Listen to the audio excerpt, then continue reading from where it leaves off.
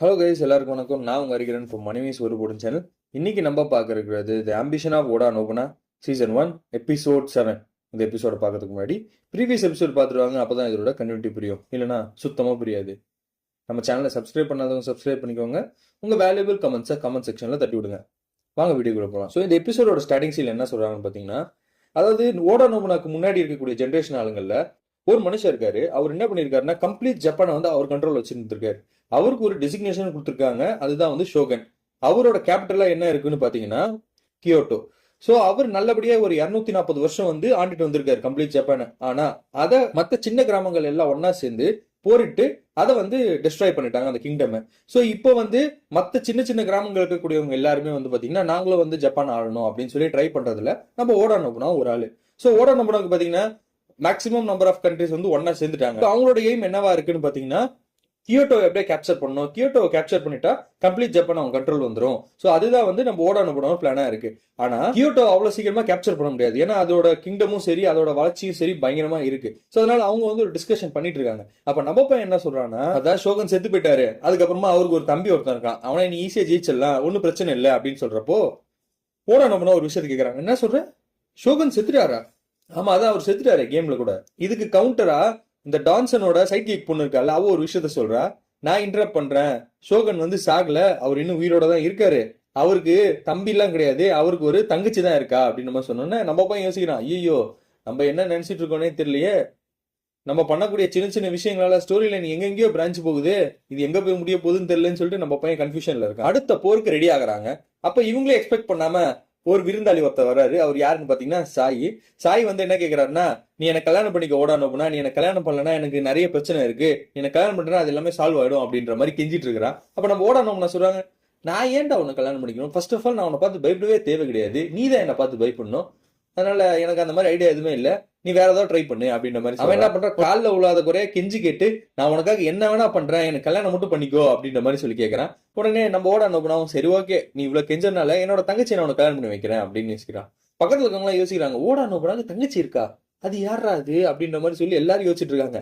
பார்த்தா தம்பி இருக்கால ஓடா நோபுனா தம்பி, அவனை வந்து பொம்பளை மாதிரி ட்ரெஸ் பண்ணி அவனை வந்து தங்கச்சின்னு சொல்லி அமுச்சு விடுறாங்க.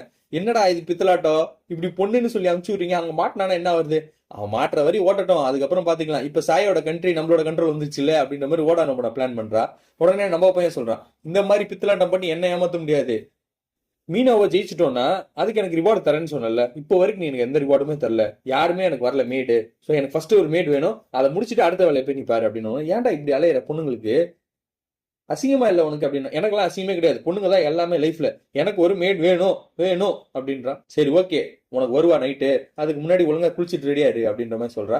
இதெல்லாம் கேட்கறப்ப நமக்கே வந்து கூஸ் பம்ப்ஸ் ஆகுது.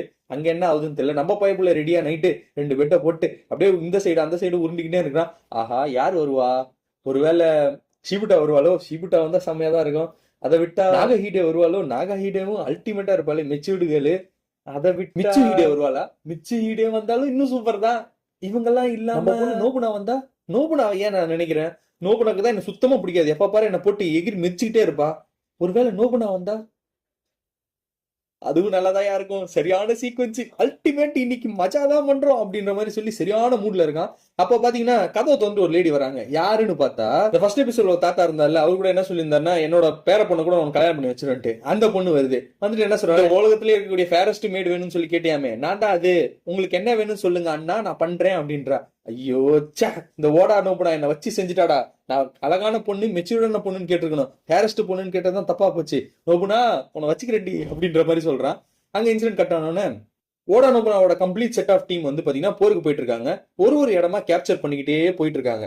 அப்ப என்ன ஆகுது, ஒரு செட் ஆஃப் டைம்க்கு அப்புறமா நம்மளோட பசங்களை வந்து கியோட்டோக்கு அனுப்புறாங்க. அங்க என்ன சூழ்நிலை நடக்குது அதை தெரிஞ்சுட்டு வாங்கன்னு சொல்லிட்டு கியோட்டோக்கு நம்ம பசங்க எல்லாமே போறாங்க. நம்ம பசங்களும் அங்க போய் அப்சர்வ் பண்ணிட்டு இருக்காங்க. அப்போ அங்க பாத்தீங்கன்னா சுத்தி சுத்தி எல்லா இடத்துலயும் திருட்டு நடந்துட்டு இருக்கு. ஒரு அண்டர் டெவலப்டு ஸ்டேட் மாதிரி இருக்காது. என்னடா இது கியோட்டோன்னாங்க, ஷோகன் இருக்கக்கூடிய இடம் இது ஏன் இவ்வளவு மோசமா இருக்கு அப்படின்ற மாதிரி டிஸ்கஷன் போயிட்டு இருக்கப்போ, எப்போ ஷோகன் தோத்துட்டாரோ அதுக்கப்புறமா இங்க பாத்தீங்கன்னா பஞ்சம், அப்புறம் இந்த மாதிரி திருட்டுகள், இந்த மாதிரி நிறைய விஷயம் நடக்க ஆரம்பிச்சிச்சு. ஆனா அதையும் மீறி இங்க ஒரு பர்சன் இருக்காங்க, ஈமிகோன்னு ஒரு பொண்ணு இருக்கு. சோ அந்த பொண்ணு பார்த்தா கிட்டத்தட்ட நம்மள தொட்டாலே நம்ம மனசுல என்ன நினைச்சிட்டு இருக்கோம் எல்லாத்தையுமே அவளால சொல்ல முடியும். அந்த அளவுக்கு காட் லைக் பவர் அவகிட்ட இருக்கு. அவகிட்ட மீட் பண்ணி பேசினா ஏதாவது நமக்கு நடக்கலாம் அப்படின்ற மாதிரி இங்க ஒரு டிஸ்கஷன் போயிட்டு இருக்கு. அப்ப சடனா பாத்தீங்கன்னா ஒரு பொண்ணை வந்து தூக்கிட்டு போயிட்டு இருக்காங்க ஒரு குரூப் ஆஃப் ஆளுங்க. உடனே நம்ம என்னடா பண்றீங்க, விட்டு போங்கடா அந்த பொண்ணு அப்படின்னு சொல்லிட்டு ஸ்பியர் கேர்ளும் போறா. எல்லாரும் அடிச்சு போட்டு அந்த குட்டி பொண்ணை வந்து காப்பாத்துறாங்க. என்னம்மா அவனுக்கு எதுவும் ஆகலையே, அடிக்கடி எதுவும் பண்ணலையே அப்படின்ற மாதிரி கேட்கிறப்போ அந்த பொண்ணோட கையை பிடிச்சி கூட்டு போறான். அந்த பொண்ணு கையை பிடிச்சோன்னா அவ உடம்புல இருந்து டிஃப்ரெண்ட் ஆரா வருது. அது இவனாலே ஃபீல் பண்ண முடியுது. அந்த பொண்ணுக்கு வந்து யாரு இந்த பையன் அப்படின்ற மாதிரி அவ யோசிக்கிறா. அங்க இருந்து இவங்க 2 பேரையும் கூட்டு போறாங்க. அங்க கட் பண்ணணும் என்னன்னா ஒரு டஞ்சனை கட்டுறாங்க. அந்த டஞ்சன்ல பாத்தீங்கன்னா ஒரு மீசக்காரன் ஒருத்தர் இருக்கான். அவன் தான் வந்து இந்த திருட்டு வேலையும் சரி இங்க நடக்கக்கூடிய எல்லா பிரச்சனைக்கும் அந்த ஆள் தான் காரணம். அவனோட எண்ணம் என்னவா இருக்குன்னா அவன் வந்து அடுத்த ஷோகன் ஆகணும். சோ அப்ப அவன் அடுத்த ஷோகன் ஆகணும்னா அவனுக்கு தேவைப்படுறது இந்த ஈமிகோ பொண்ணு. சோ அந்த ஈமிகோ பொண்ணு வேணுன்றதுக்காக இவங்களை போய் கடத்த சொல்லியிருக்கான். அதை கடத்துறத நம்ம பசங்க தடுத்துட்டாங்க. இப்போ அவனோட ஆளுங்க எல்லாரையும் அவனே போட்டு அடியடி நடிச்சிட்டு இருக்கான். ஒரு அரசாட்சி ஆளணும்னா வெறும் ஒரு பொலிட்டிக்கல் பவர் மட்டும் இருந்தா போதாது. அதை தவிர்த்து பெரிய மெர்ச்சன்டைசரோட சப்போர்ட்டும் இருக்கணும். அதே மாதிரி இங்கேயும் ஒரு மெர்ச்சன்டைசரோட சப்போர்ட் அவங்ககிட்ட இருக்கு. மெர்ச்சன்டைசர் மட்டும் போதுமா, கடவுள் நம்பிக்கை உள்ள ஒரு ஆளும் தேவைப்படுறாரு. அவர் வந்து மற்ற ஆளுங்க எல்லாமே டிவோட்டி ஆக்கி கடவுள் சார்ந்தவங்க எல்லாருமே வந்து சப்போர்ட் பண்ண வைக்கிற மாதிரி. சோ அதனால அதுக்கும் ஒரு ஆள் இருக்காரு. இதெல்லாம் இல்லாம பாத்தீங்கன்னா ஆள் பலமும் வேணும். சோ அதுக்கு ஒரு லேடி இருக்காங்க. அவங்க பேரு பாத்தீங்கன்னா டான்ஜோ. அவங்க என்ன சொல்றாங்கன்னா, நான் போய் அந்த பொண்ணை கூட்டு வரேன், எதுவும் கவலைப்படாதீங்க அப்படின்ற மாதிரி சொல்லி அந்த பொண்ணு அங்க இருந்து கிளம்புறாங்க. அங்க கட் பண்ண என்னன்னா நம்ம பசங்க வந்து எக்ஸ்ப்ளோர் பண்ணிட்டு இருக்காங்க ஊரை. அப்ப பாத்தீங்கன்னா எல்லாருமே நோய்வாய்ப்பட்டு இறக்கக்கூடிய ஸ்டேஜ்ல இருக்காங்க.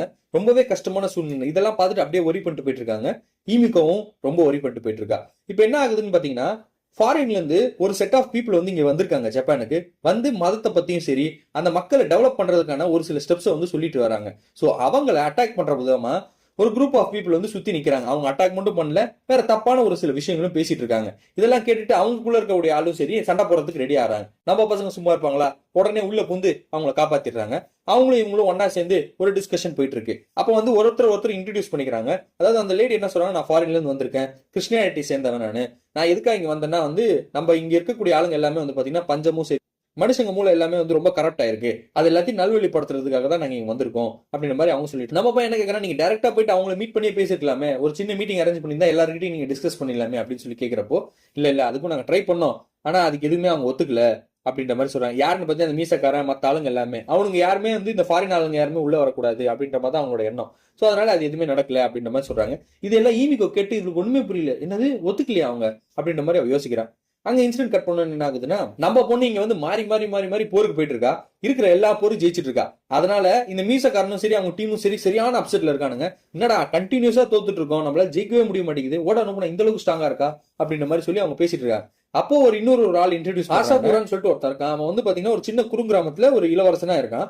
அவனோட ஐடியாலஜி என்னன்னு பாத்தீங்கன்னா இருக்கிற பொண்ணு எல்லாத்தையும் கரெக்ட் பண்ணி அவனோட ஊர்ல வச்சுக்கிறது. அவன் வந்து அந்த மாதிரி ஒரு ஆளு. சோ அவனோட எண்ணம் என்ன இருக்குன்னா, ஓடா நோபுனான்னு ஒரு பொண்ணு இந்த அளவுக்கு பண்றாள், அவளையும் என் கலெக்ஷன்ல சேர்த்துக்கணும்னு நான் நினைக்கிறேன், நீங்க ஜெயிச்சிட்டீங்கன்னா அந்த பொண்ணை நான் தூக்கிட்டு போயிடுறேன் அப்படின்ற மாதிரி சொல்றேன். ஏன்டா எப்ப கேட்டாலும் பொண்ணு பொண்ணுன்ற, ஓடா நோபுனாவும் அப்படியெல்லாம் விட்டு வைக்க முடியாது, அவளை முதல்ல கொல்லணும், கொன்னாதான் நம்ம அடுத்த ஷோகன் ஆக முடியும் அப்படின்ற மாதிரி அங்க டிஸ்கஷன் போயிட்டு இருக்கு. அதே மாதிரி அந்த மெர்ச்சன்டைசரும் சரி அதுக்கப்புறமா பாத்தீங்கன்னா கடவுளை வழிபடுற ஆளு இருக்காருல்ல, சோ அந்த மாதிரி ஆளுங்க எல்லாருமே சேர்ந்து ஒன்னா பிளான் பண்ணிட்டு இருக்காங்க. இவங்களால இப்படியே இருந்தா நீடிக்க முடியாது, அவங்களுக்கு இன்னொரு எக்ஸ்டர்னல் சப்போர்ட் தேவை. அதுக்காக இந்த ஆசுகுரா என்ன பண்றான்னா இன்னொரு ஆளை ஒருத்தர் இன்ட்ரடியூஸ் பண்றான். அவன் என்ன சொல்றான்னா, இவன் வந்து ரொம்ப வருஷமா ஓடா நோபுனா மேல ரொம்ப ஒரு கடுப்புல இருக்கான், சோ இந்த பைபிளை நம்மள சேர்த்துக்கலாம், நம்ம வந்து கண்டிப்பா ஜெயிச்சிருவோம் அப்படின்ற மாதிரி சொல்லி அங்க டிஸ்கஸ் பண்ணிட்டு இருக்காங்க. ஆனா அதுக்குள்ள ஓடா நோபுனா வந்து உள்ள வந்துருவாளே, கிங்டம் ஆண்டுருவாளே அப்படின்ற மாதிரி சொல்லிட்டு இருக்கிறப்போ பரவாயில்ல அவ ஆளட்டும், அதுக்கப்புறமா நம்ம அவ கிங்டம் வந்து மொத்தமா அழிக்கலாம் அப்படின்ற மாதிரி பிளான் பண்றாங்க.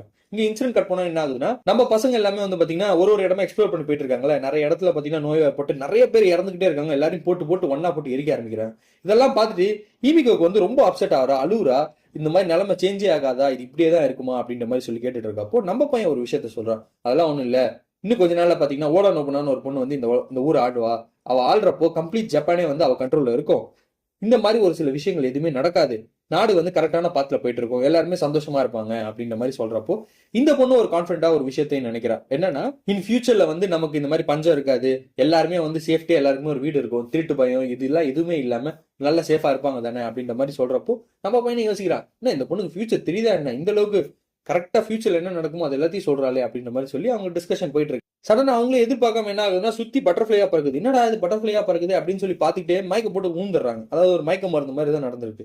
ஆனா ஈமிகோ பொண்ணு மட்டும் அப்படியே கான்சியஸா இருக்கா. யாரு வரா இங்க அப்படின்னு பாத்தீங்கன்னா டான்ஜோன்னு சொல்லிட்டு ஒரு பொண்ணு வரா. சோ அந்த பொண்ணு என்ன சொல்றான்னா, ஈமிகோ நீ பாட்டு தப்பிச்சு ஓடிலாம் நீ நினைச்சியா, உன்னை கூட்டு வரதுக்காக தான் சொல்லியிருக்காங்க, இப்போ இவங்க தான் உன்னை கடத்திட்டு போனாங்க, இவங்களை நான் இங்கேயே கொல்லட்டா அப்படின்றா. அவங்க எதுவும் பண்ணாத, நானே வந்துடுறேன் அப்படின்ற மாதிரி சொல்றேன். இது நல்ல பொண்ணு கலக்கு. சரி நான் போயிட்டு வரேன் பாய் அப்படின்னு சொல்லிட்டு அதை அங்கிருந்து மறைஞ்சிடறான். அதாவது மந்திரத்தெல்லாம் பண்றாப்புல இருக்கு இந்த பொண்ணு. சோ அப்ப என்ன ஆகுதுன்னா இவங்க எல்லாருமே கொண்டு போய் அந்த பொண்ணை விட்டு வராங்க.